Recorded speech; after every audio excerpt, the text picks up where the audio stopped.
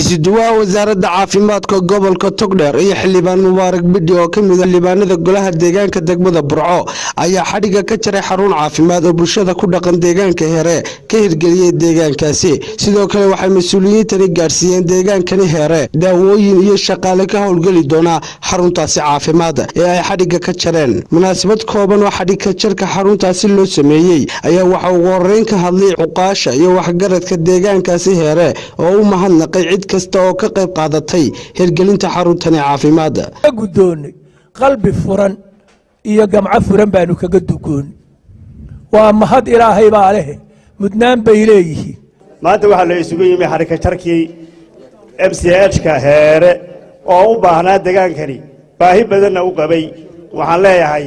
cid kasta oo ka qayb qaadatay wax ka geysatay tacab iyo talo iyo tusaale iyo aduun oo mahad celinaya waxay noo qabteen wax qabadkay noola yimaadeen dawada le xanaano fur kale ayaanu soo dhaweynaa iyadoo gacanta ku haysa ayaa xukuumadii waqtigeedii dhamaado xukuumad cusub oo dambe oo isla xisbigii kamid ah ay timi iyadana waxaan codsanaynaa in loo qabiyo tiro weeyaan dhaqaatiirta maanta la idin keenay ma sha Allah armaya ina ka faa'iideysataan oo aad iyo aad uga xildhibaan Mubaarak Bidhi iyo isuduwaha wasaaradda caafimaadka gobolka Togdheer Dr. Aadan Cilmi Diiriye oo halkaasi ka hadlay ayaa bulshada deegaankaasi kula dardaarmay inay ilaashadaan xaruntani caafimaad oo magaalada runtii aniga igu weyn meel kasta joogana ma ilaawo tacabka ay gashadeen intaan noolahay waan way heli doonaan marba wixii aan soo helo ku soo celin doonaa waayo waa magaaladii marka laga yimaado degmada Burco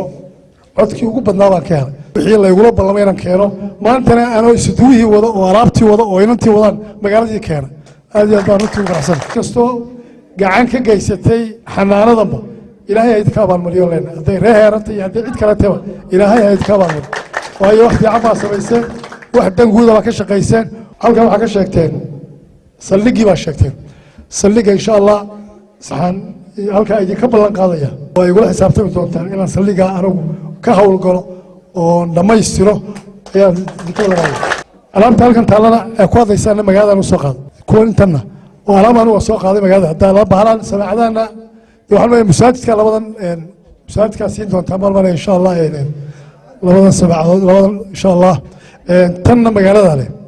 mikrofoonkan iyo samaacadan way soo taan idinka iskale magaalada leh iyo fooniisyadan Heere waxa aad iyo aad u bogaadinayaa inay is abaabuleen